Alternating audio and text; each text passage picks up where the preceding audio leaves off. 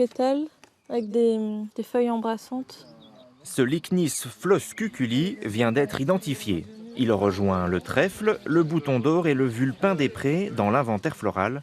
L'objectif est d'établir une carte d'identité précise de cette prairie.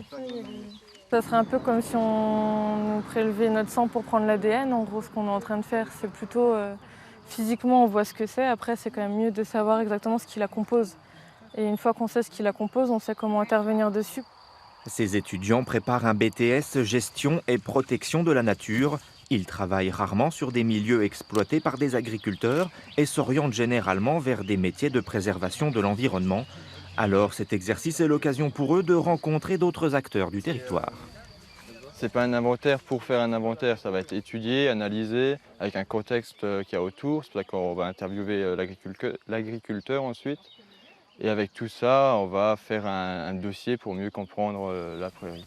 Les agriculteurs ont parfois un regard méfiant sur les défenseurs de l'environnement.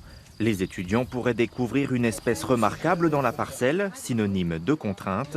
Mais cet inventaire peut aussi aider l'agriculteur à s'adapter. Derrière, on pourra utiliser leur compte rendu pour s'améliorer, pour avoir plus de diversité dans les plantes. Cette prairie sera fauchée d'ici 2 semaines et pourra servir de pâture aux bêtes plus tard dans l'année. C'est un écosystème qui a de nombreuses vertus. Il permet de produire du fourrage, d'héberger de petits êtres vivants, de fixer du carbone et de réguler le climat.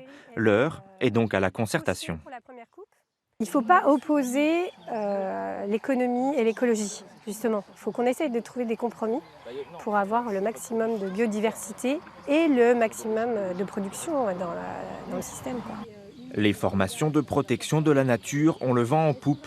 C'est le signe d'une prise de conscience chez les étudiants. La perte de la biodiversité s'aggrave au fil des ans.